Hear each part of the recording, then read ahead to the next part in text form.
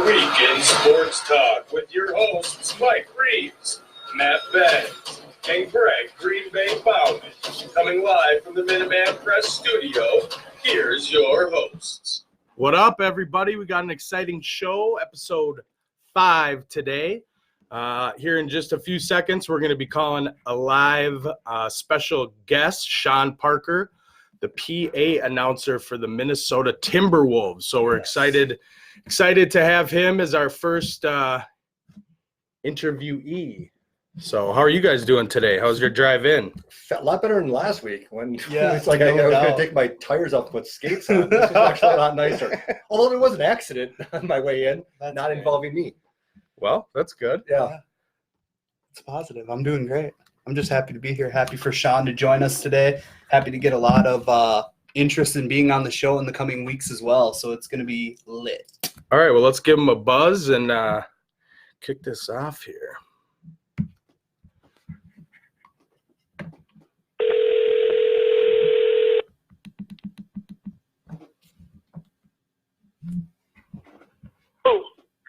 Shawn, how you doing? Welcome to Twist. Hey, thank you so much, Mike. It's a pleasure. The gentleman of Twist. Yeah, welcome, Looking forward man. to this. Got a little intro for you. Here we go.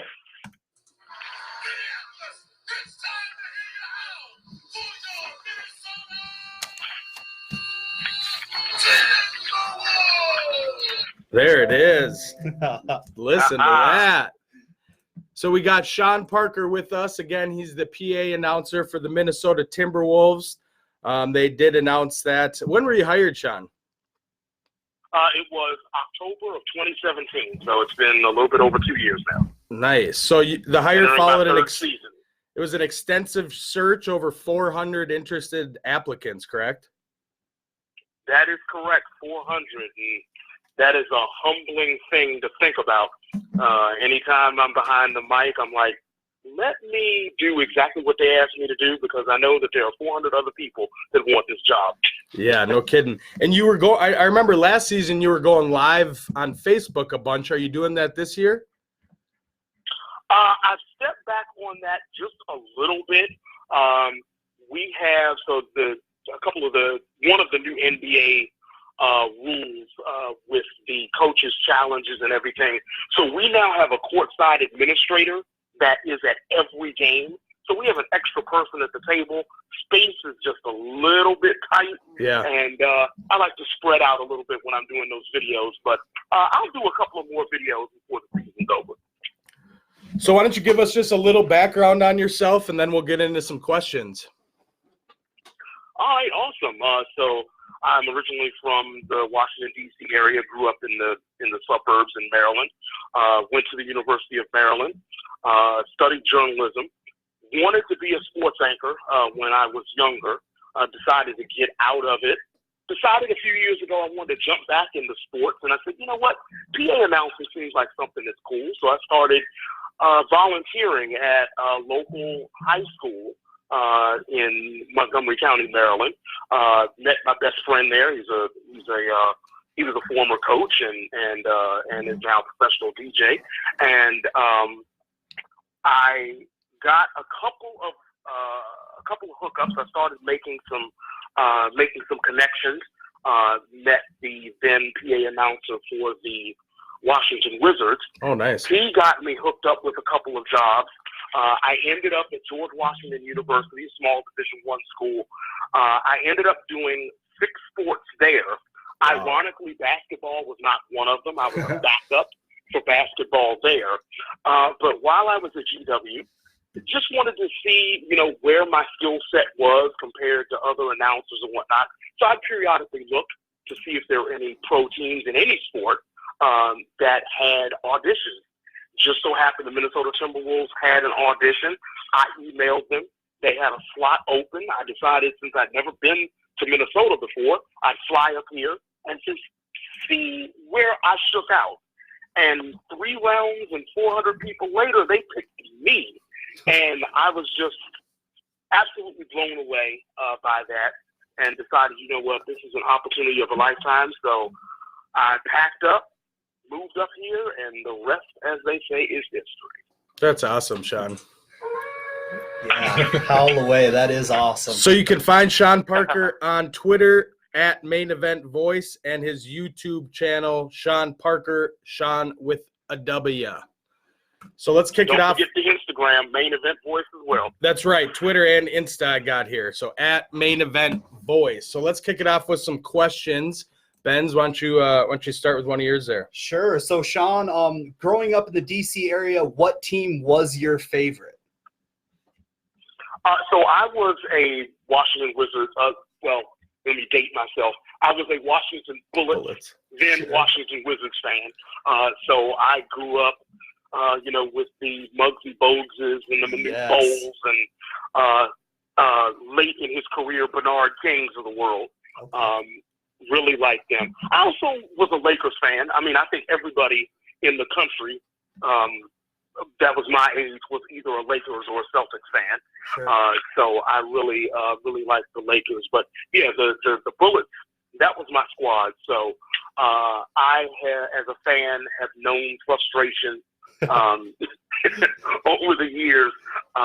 But I've really been an NBA fan my whole life. Excellent. So my next one, you kind of touched on in your intro, but I'll just slide in with the Wizards part. Did you ever go watch Jordan then when he was there, get to meet him, anything like that? I never got to meet him. Saw him once. Went to a Bulls game once, and he was his typical airness that day. I forget how many points, but he always seemed to do his thing against us. Even though we did have the Bullets did have a guard. I don't know if y'all remember Darrell Walker. And Darrell Walker always seemed to, I'm not going to say have Jordan's number, but he was able to keep Jordan in check and make him look relatively human.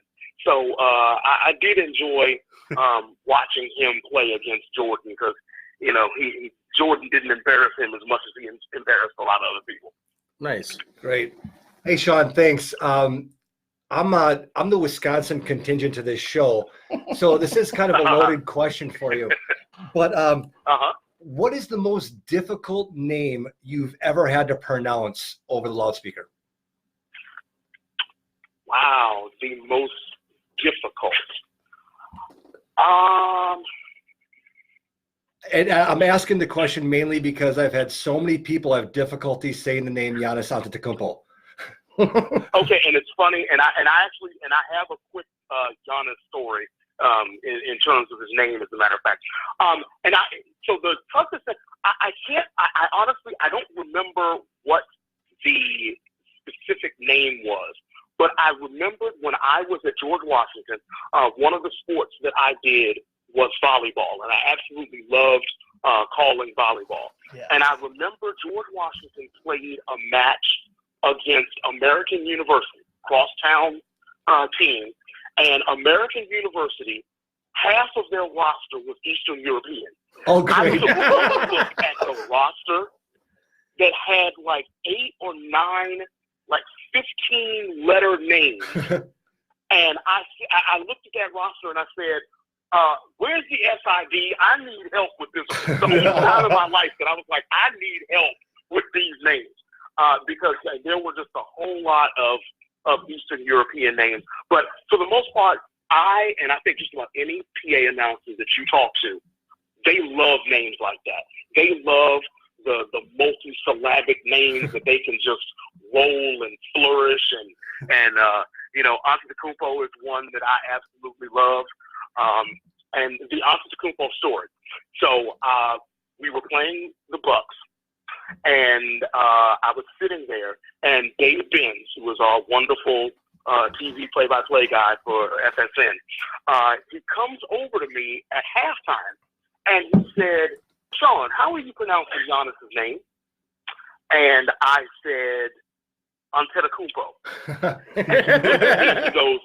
And he looks at me and he goes, Antetokounmpo. And at first, I wasn't picking up the difference. And he said it again. He was like, Antetokounmpo. And he said, I talked to him earlier today, and that's how he pronounces his name. I said, you know what? Antetokounmpo it is. So anytime Dave Benz comes over and gives me a correction, I'm like, hey, you're the TV play-by-play guy. You know I go off of what you say. And so I had to make that slight adjustment. But no, his name is an awesome name that I love saying, even though I don't get to say it over the top like I do with our names. Sure. All I get to do is just a nice low-key Antetokounmpo. Antetokounmpo. Is that right? Antetokounmpo. Antetokounmpo.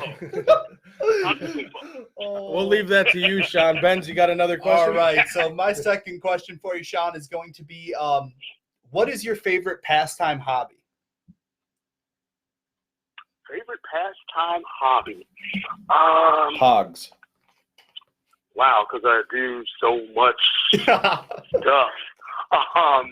You know what? One of the things that I do, I have a bunch of stuff that I do because I'm a professional DJ on the side and have my full-time job. But I love doing play-by-play. I do freelance play-by-play on the side. So I do play-by-play for our women's professional football team, the Minnesota Vixens, which if you have not seen them play, they are a very good team. They are one of the top teams in the country. So I do play-by-play for them and thoroughly enjoy that. And I also do play-by-play for professional wrestling, and that is extremely fun. That's awesome. Who's the head coach for the Vixen? Ryan McCauley.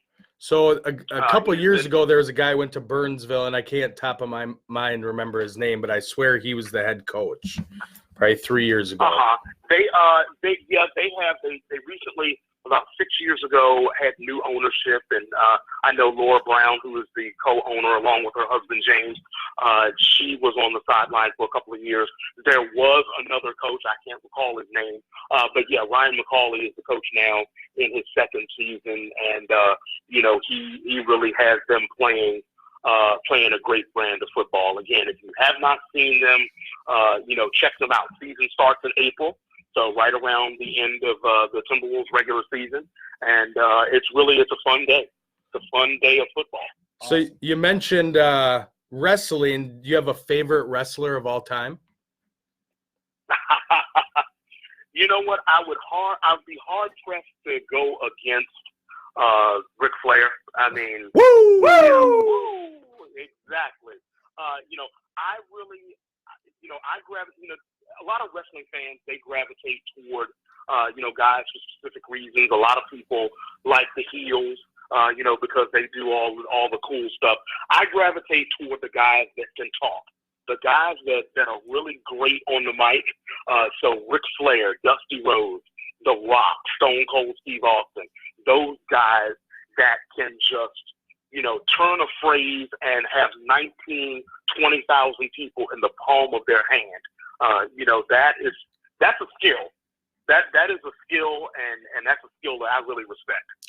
People ask me, do you get nervous when you're in Target Center, when you're, getting ready to do a game? And I'm like, no. I look up at the crowd and I'm like, hey, I'm ready. Let's do this. Yeah. It's very exciting. Very exciting, and the fans are awesome.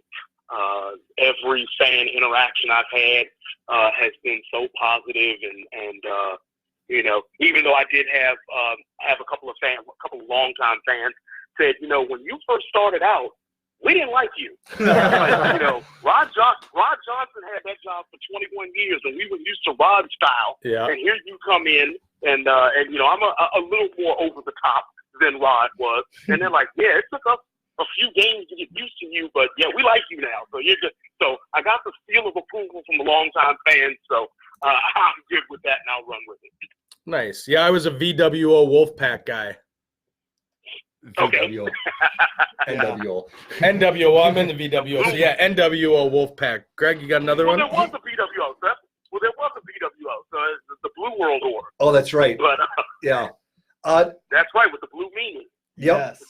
My question, Shawn, is the three of us have gone to a bunch of games recently, and since Mike started reaching out to you, I was kind of focusing on your role. I'm curious, do you have any say when you're announcing the starting lineup for the Timberwolves, do you have any say in whether or not you're announcing them with their college, a nickname? Because you're very unique in each of the 5 guys. So I'm curious if you have a say in that. Oh yeah, as a matter of fact, I have complete carte blanche in terms of those starting lineups and what I say for them.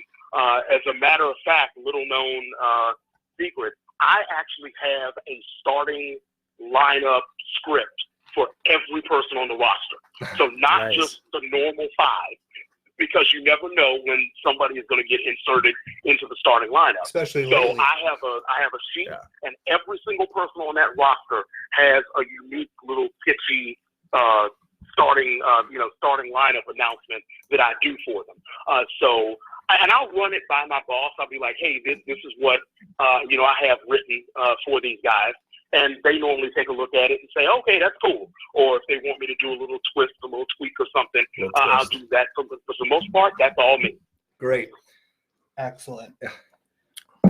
I'll go again. Here we go. So, Shawn, do you have different techniques or delivery when you're announcing different sports? Yeah. When you're doing NBA, of course, you can be over the top. You can be a homer. So as you have heard, whenever I am announcing our starting lineup or when I am announcing one of our baskets, I am just completely over the top. Carl Anthony Towns, and just kind of go off with it. When the other team is, scores a basket, James. My best friend is a big Lakers fan. And he absolutely hates it when I announce, one of LeBron James's baskets or something, and I'll just go, James. And he'll ask me every now and then, hey, what if Rondo, has this just ridiculous, between the legs, behind the back pass, alley-oop to LeBron, and he throws it down with 2 hands and just rocks the rim. What are you going to say? And I'll go, James. That's all they get. It's all the love they get. But for basketball, you can go over the top. If you're doing college, you can still be a homer, but just not quite as over the top. They appreciate a little more sportsmanship. On the high school level, you have to be even a little more neutral when you're doing games because the National High School Federation, they have specific rules about being neutral and not being a homer. So you just have to kind of know what setting you're in and then just adjust yourself accordingly. But yeah, doing the NBA, it's basically no rules. As long as you're not being profane, you can just kind of go off. Right on. So something kind of fun going on tonight at the Target Center. Benz and I are actually going to be going. I'm a huge LeBron fan. Have never had the opportunity to see him live. So when I was called with an opportunity to go see his son for the first time, I was pumped. Are you going to be involved in that game at all? No, I have nothing to do with that one. Unfortunately, I'll probably end up watching it on TV. The weekends, if I don't have anything scheduled, I try to make myself available for my fiance so we can. Congratulations on that. Time with her. So we're going to be doing grocery shopping and all of the domestic stuff today. But I will try to catch the game. No, hopefully, one of these days I'll get to get involved in something like that. It should be a real blast. And, to have a second generation James getting this close to the NBA, that's kind of scary for everybody. Yeah. So for everybody watching, we have Shawn Parker, the PA announcer of the Minnesota Timberwolves on. You can find him on Twitter and Instagram at Main Event Voice and his YouTube channel, Shawn Parker with a W. So when I talked to Shawn last week, I asked him if he would be the judge of a contest between the three of us, and it would only be right that it would be a little PA announcing. So we're not going to get into the actual players. We're just going to get the preview. And I do have a song lined up so we can get all jacked and ready to do it. You're going first. No, we're going down the Right. line. So, Sean, you ready to judge? I'm ready to rock and roll. All right, so we'll start with Ben's here. Oh, sure. Yep. So we'll go Matt and then Mike and then Green Bay Greg. So let's get the music going. All right, Wolves fans, let me hear you. Get on your feet and howl along at your starting lineup. Get up, get up, get up. All right. That's right. Shawn, let me know if you ever need somebody to fill in. All right, bud? All right. All right. That that was actually not bad. That was kind of going more toward the in-arena host. So the hype guy, that sounded more like his script. I But like not that. bad. All right, here we go. I'll take it. Hide the women and children because the Wolves are loose. Introducing your starting lineup for your Minnesota Timberwolves. All right. All right. You put a lot of thought in it. Yeah, I typed it up and wrote it out. So, You're scaring the kids. yeah, hide them. The Wolves are loose. That was good. Good volume, good energy. Leader in the clubhouse so far. All right, Greg, you're up. Here we go. Ladies and gentlemen, start flossing, start dabbing, do the nay-nay, whatever you got to do, but get on your feet and start howling because here they are, your starting five. All right, there was Greg. So we had Matt All right. and then Mike and then Greg. So what are you thinking here, Sean? Oh, wow. I mean, all of them were good. Good volume, good energy. I think I am going with Mike. Oh, Of course. Woo! We'll let him have that one. He'll be talking about this for Oh. Yeah, he'll years to probably get another ring for this. Yep. Well, Sean, we appreciate you having us on. This was awesome. So I really appreciate it. Hey, man, thank you so much. Anytime you need the main event voice, the main event voice is here for you. And remember, when you see the bow tie, it's showtime. There it is. Yes. Thanks, Sean. We'll talk to you. All right, now, take care, guys. Beautiful. That was awesome. Again, that was Shawn Parker, who just announced the winner of the PA battle. Sir Miking. There All it right. is. That was great. Excellent. That was great. So next up, we had a little giveaway with Fan HQ last week for a signed autographed Luis Ariz baseball. So as promised, we're going to give the caller a little ring, see if they answer, and announce it live on the show. So let me pull it up here. We'll give it a call and give it a try.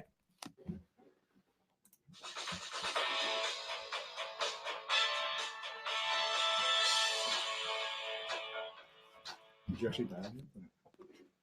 No. It'd be funny if my phone started ringing.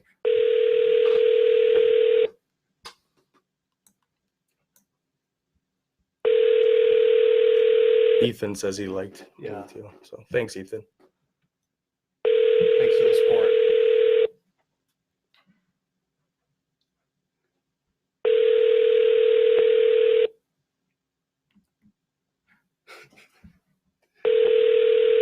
They're gonna have a great voicemail to listen to. I'll tell you that right now. Please leave your message for Kevin Malika. Kevin, you got Mike, Matt, and Green Bay Greg here with Twist, the weekend sports talk. You are our winner for the signed, autographed Luis Ariz baseball.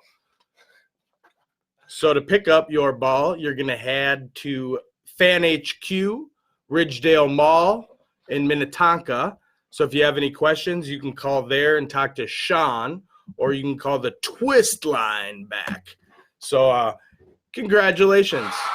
Woo! Congrats. There you go. Beautiful. Awesome. right. So thanks to Fan HQ for that fun giveaway. That was good. So let's kick it off with some headlines.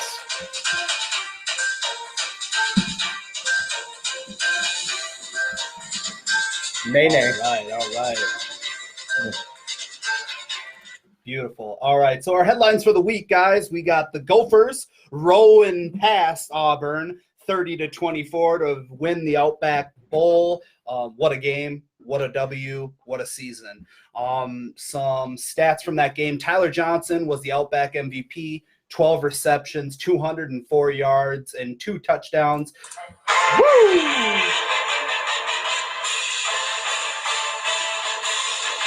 All right, and with those 2 touchdowns, he did break Ron Johnson's receiving touchdown record.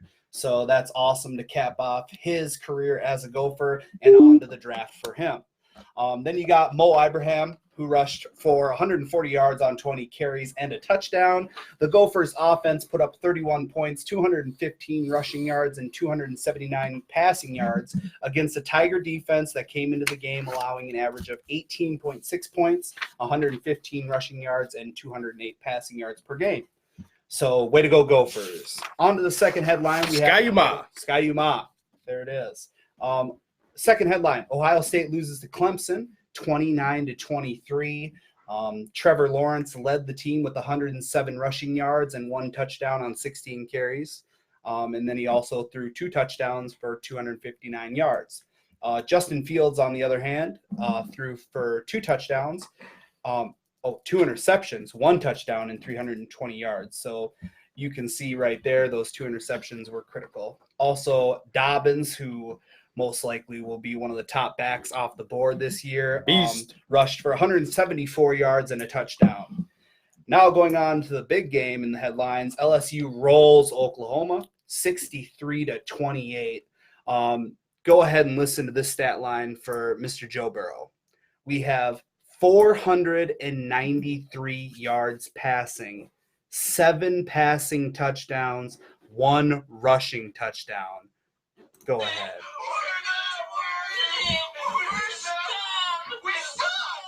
We suck. I love it. That is a crazy line. Also, you have his wide receiver, 14 receptions for Justin Jefferson, 227 receiving yards, and 4 touchdowns.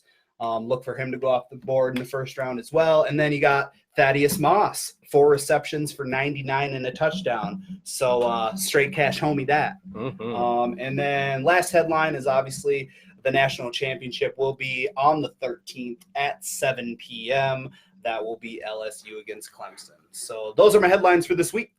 Thanks, Benz. Well, I think the biggest one you missed was Wisconsin lost. Yeah, so, I just didn't even want to give them the time of day. Yeah. So Cool. Okay.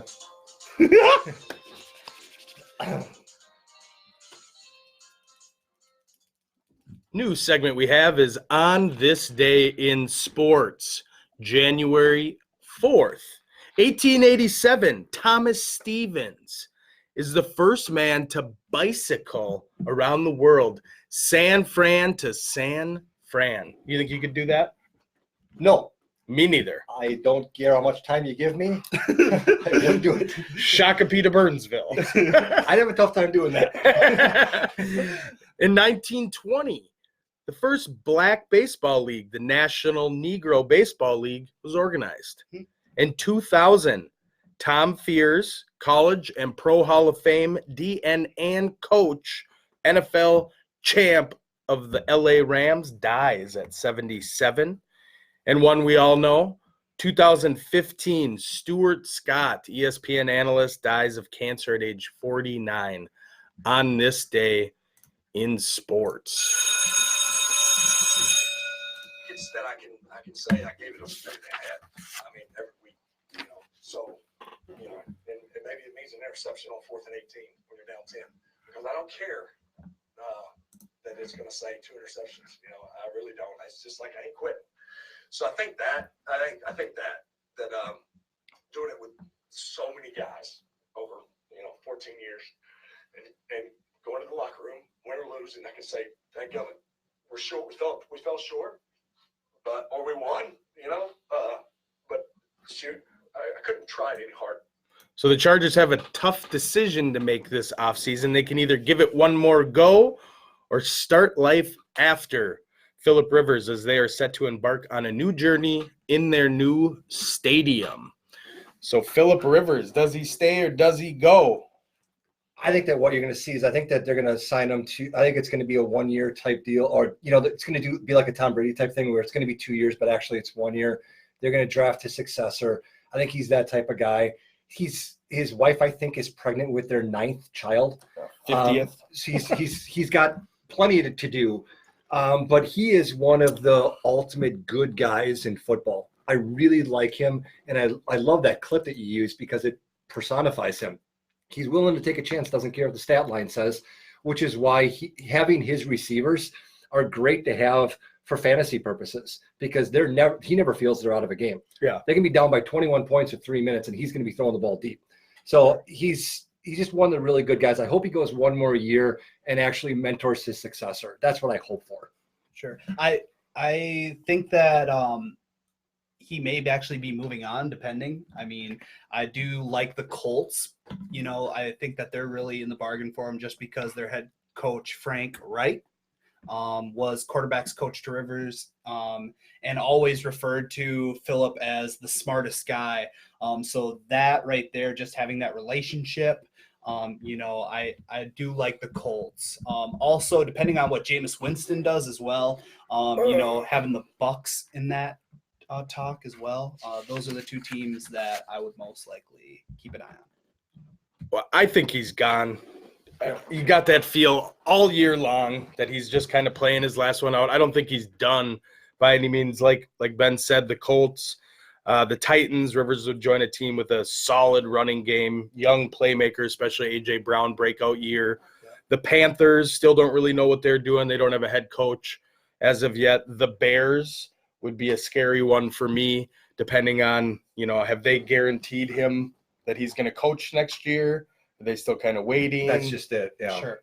Yeah. So depending on if they go with a new regime, I think if I come into the Bears and Trubisky is not my guy. Yeah. And then again, the Raiders, I think Carr has been told he's probably going to be the guy. I think they will draft. But the fun thing is the Chargers have the 6th pick in the draft. So from their needs, going from number 5 down to number 1, I have their number 5 need at defensive tackle, a guy that Minnesota just played in the bowl game, Derek Brown from Auburn, is a top 5 pick. He'd be right there for them. Their number 4 need cornerback, Christian Fulton. Fulton is a number 1 quarterback, traits, size, experience in a top conference. Number 3 would be quarterback, and this one obviously is what we're talking about. I really think, you bring Tua in at 6. As you said, you bring in a guy and Phillip mentors them. They have Tyrod Taylor.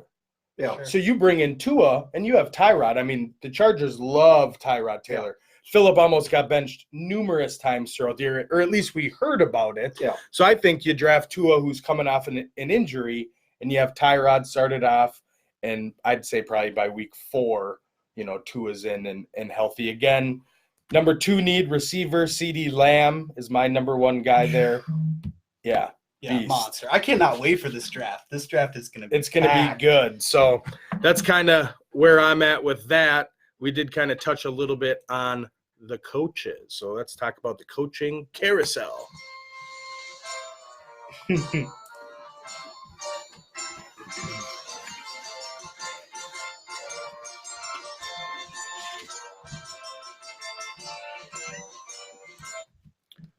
Oh, we had a few fired, huh? Yeah, go ahead. Well, fired. We had one that nothing was done. He decided to not come back. Okay, so what we're obviously talking about, Jason Garrett with the Cowboys, and what I think is the funniest thing about this whole thing is Jason Garrett was on his last year, and the owner Jerry Jones actually said 6 weeks ago that he knows that Jason Garrett is good enough of a coach and will be coaching in the NFL next year. He was literally the only person on the planet who could guarantee that statement be true, and he wouldn't do it. Yeah. I think that Jerry Jones is a joke. I think that he's going to try to find someone else that he can use as his puppet. And I think that Jason Garrett is going to be an offensive coordinator somewhere next year and be really successful. And then in 3, 4, 5 years from now, be another head coach. I think the most interesting thing to look at is what are the Browns going to do this year? You're looking at McCarthy, who, if McCarthy comes, being a Packer fan, obviously I understand this, is he's going to want the GM role too. Yeah, he'll want it all. And I think now that they fired Dorsey, it's kind of like a sign that they're looking at the McCarthy type guy. So, but I'm curious if Lincoln Riley, any of these college guys are going to come out. Or Urban. I mean, that's his state. Yeah. That would really pump me up. I think he's the sleeper there. I don't really know necessarily if he wants to get right back in, especially at the NFL level. But, I mean, even Stefanski. Yeah.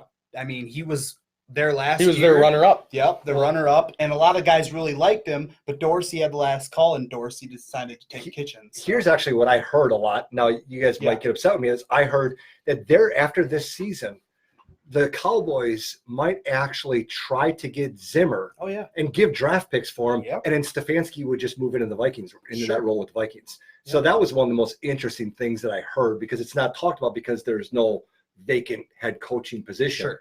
And I think it really comes down to tomorrow's matchup. I mean, how that goes really will deflect. I mean, because how the fan base is here, I love Zim, but I also do see consistency in not going to that next level. So you never know.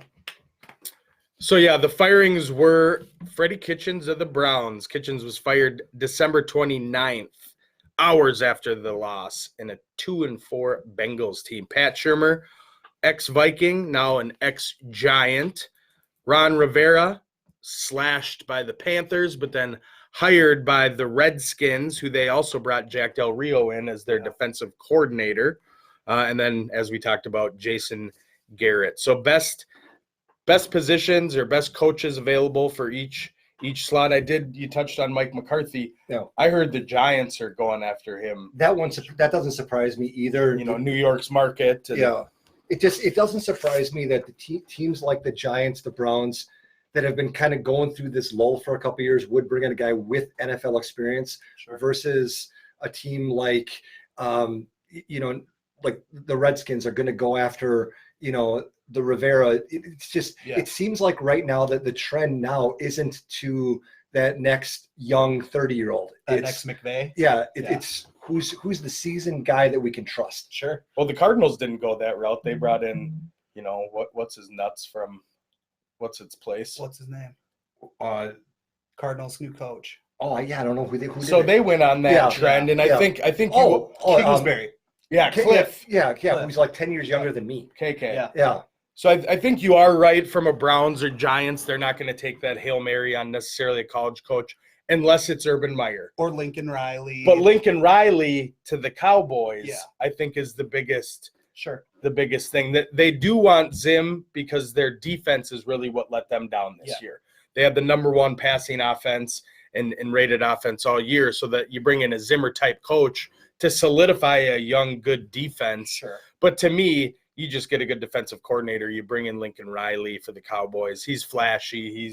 He's that name. That's what Jerry Jones wants to do. Another couple names that I heard was Dennis Allen, defensive coordinator for the Saints. Leslie Frazier, of course we know Leslie, Bill's defensive coordinator.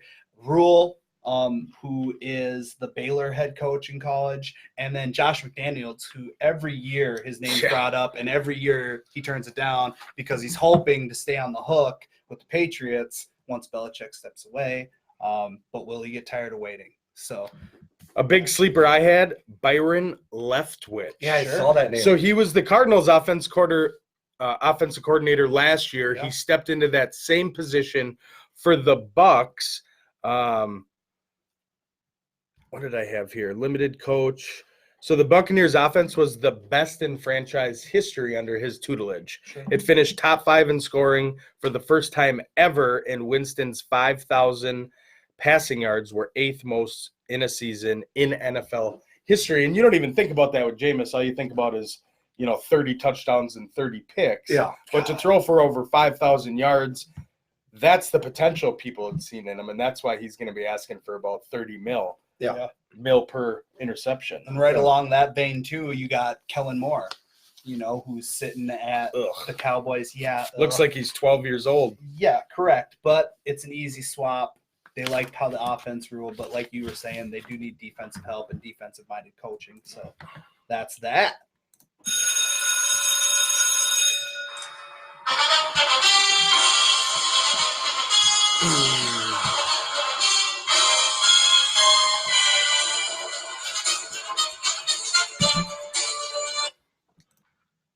Well, we've been doing NFL pick'ems every week. Greg's been keeping tally, coming up with the picks. I'm interested to see where we were at.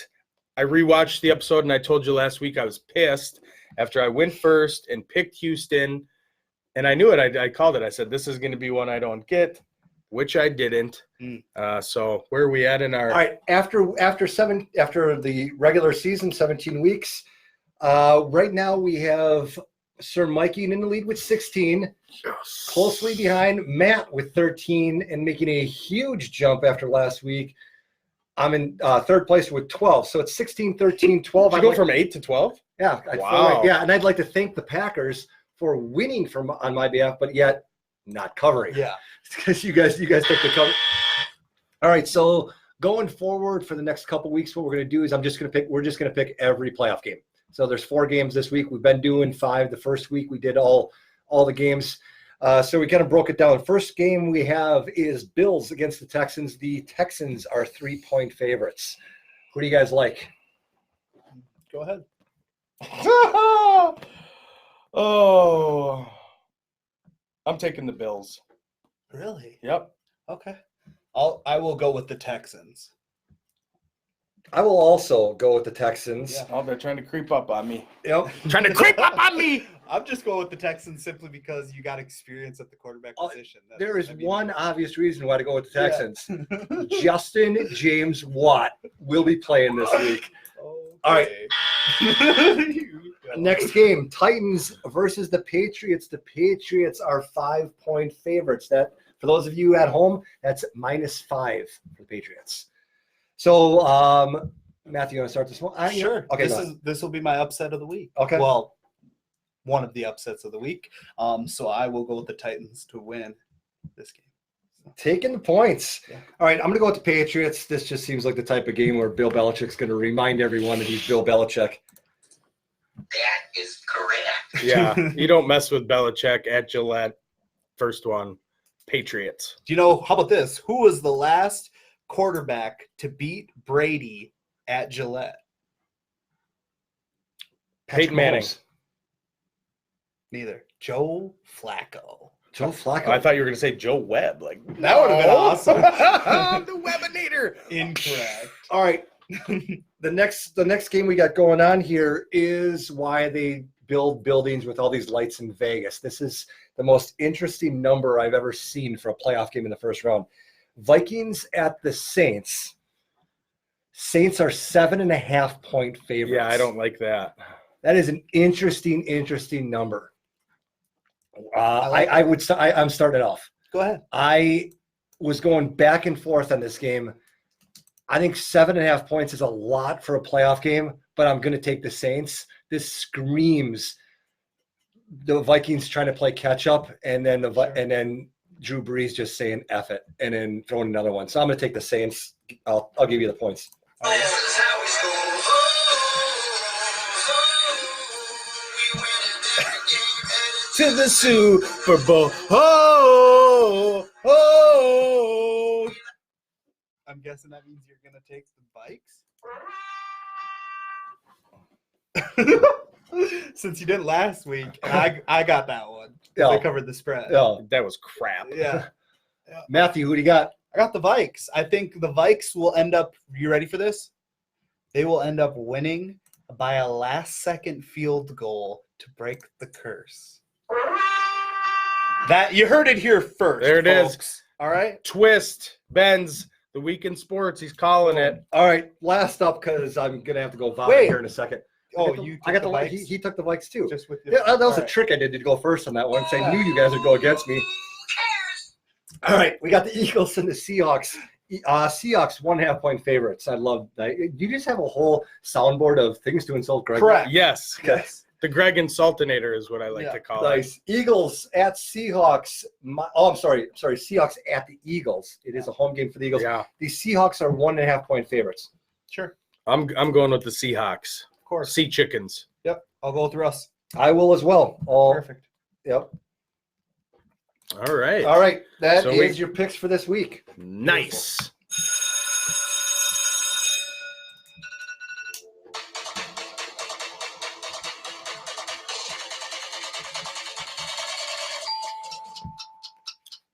So a day in the life. Get to know your hosts on a different level. Best of, worst of, day of the week. Gregors? No, let's go with Matt first. Let's go with Sure, Matt. I'll start. And my, we'll say funny story is actually this morning. So for those of you that don't know, I am a bread guy. I am a bread route delivery driver. And this morning I proceeded to go to one of my stops and got a bunch of stacks because they're all on stacks. I got 7 stacks off the truck and was waiting politely for the employee of this grocery store to open up. It was about 3 a.m. and I had to go to the bathroom badly, like Mike Reeves badly. Yeah, incorrect. And I'm sitting there waiting, anxious, trying to get in. I have all this bread that I've taken off the truck, but I'm not going to make it. So I leave the bread in front of this store unattended, get back into my truck, drive down the block, go to Holiday. He shoots, he scores, get back, and my bread was still there. So praise God for that one. That is my day in the life of. All right, Greg. All right. I'll go with last night for Christmas from my employer. Got a gift card, which is one of those gift cards where you can use at one of 6 different places, couple restaurants, couple stores. And I decided to take my my significant other, my better 2/3, out to dinner at Red Lobster. She's a big seafood, big crab fan. So we were going out to dinner, and any dinner out with the one you love is a great dinner. Sure. What made it better, and I'm just giving a plug out there. We went to Red Lobster in Bloomington. Angus, our waiter, was amazing. Abby said to him at the end, "Oh, could I have a bag for our extra, cheesy biscuits?" He came and gave us another 6, which we didn't ask for, but that was just the type of guy he was. So I recommend tall guy. Angus. Which lobster? The one in Bloomington, right on Penn and American Boulevard. But it was a great experience. Any time out is a great time, but when you can have your wait staff make it that much better, totally worth it. So we got some people who've been tuning in. We got Ethan, Shawn Alexander. Let's see here. Shawn was trying to win that baseball. He didn't answer the phone, so I'm not. Former first round pick of the Seahawks. Yeah. Got Jimmy. Yeah. Don't forget about Gandalf. Jimmy's There he watching. Mike Steen was on. Matt, Beautiful. Ryan, Tony, quite a bit. So a day in the life with Greg, day in the life with me. So mine was a little sorrow. My oldest daughter, middle oldest, lives in Illinois. So last Tuesday we meet in the Dells. Had to bring her back. Had a great trip, but always sad to see her go. So a day in the life with your hosts.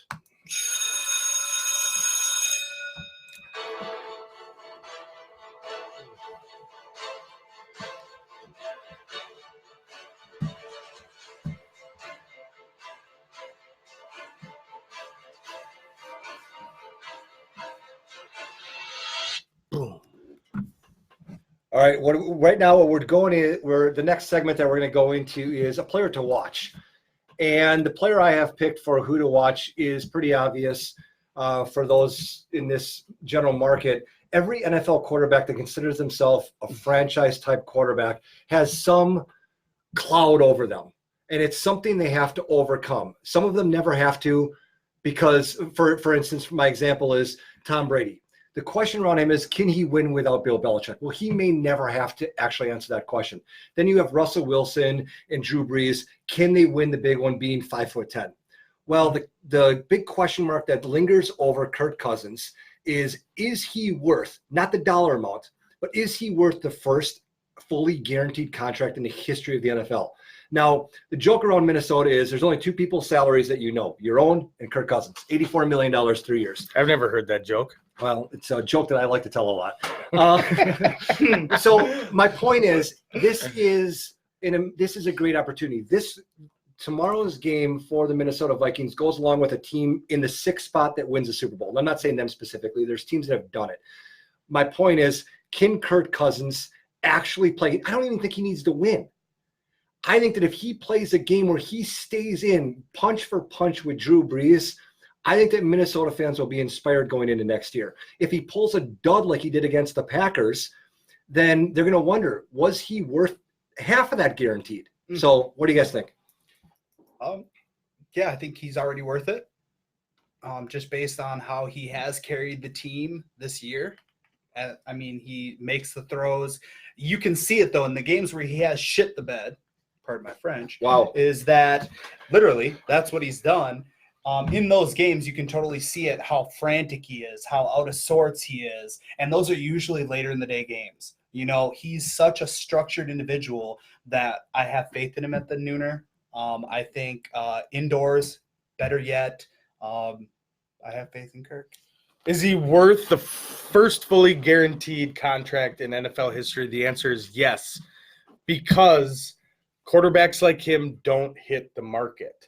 There's never an opportunity to get a Kirk Cousins. Is he Tom Brady or Aaron Rodgers or Drew Brees? No, but is he a top flight quarterback who I believe threw for 4,000 yards and 30 touchdowns 3 consecutive years in a row before coming here? So quarterbacks like that don't hit the streets. And when they do, you pay them. And the Vikings don't have a history of doing that. Any Minnesota sports teams don't have a history of doing that. Yeah. So is he the flashiest or the best? No, but he is one of the best deep ball throwers in the league. And when he has time, he has shown that he's worth every penny. So we don't have any other resources. Shawn Mannion, do we have a draft? You know, our draft will be at the end of the first round. I think you're all in with him until the wheels fall off, and then you go with the new plan. So I'm definitely all on board with Kirk. All right. Beautiful.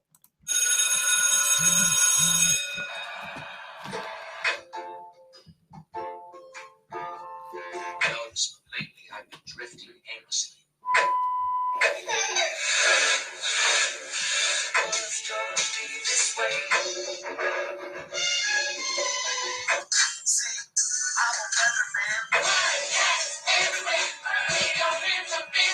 So what to watch on the tube this evening? Like I said earlier, Benzino and I are going to be at the Target Center with no Sean Parker, but with Bronny James, with Zaire Wade, with Jalen Suggs. So we're going to be sitting back and watching that. But Gregors, you're going to be at home with the channel surfing machine in your hand. Yep. What are you beginning to click into? I'm watching NFL football. I'm watching the playoffs. I'm excited for this. Because since we started, the idea for this show and then doing the show, I've really been focusing on a lot of teams, and I'm really excited to not only see, the Bills play in the playoffs, but see how the Titans do. Tannehill is, one of the least talked about but amazing players this year, and I'm really curious if he can, slay the dragon. Yeah. And that's the night game tonight. And I'm really, because you got Henry running the ball. I'm really excited for that game. Yeah. Right on. Well, that was a fun episode. Thanks again to Sean Parker for being on. Next week, we have another interview with Eric Nordquist. Nordo! From K-Fan. So we're excited about that. Thank you for all tuning in. Episode 5 of Twist. See you next week.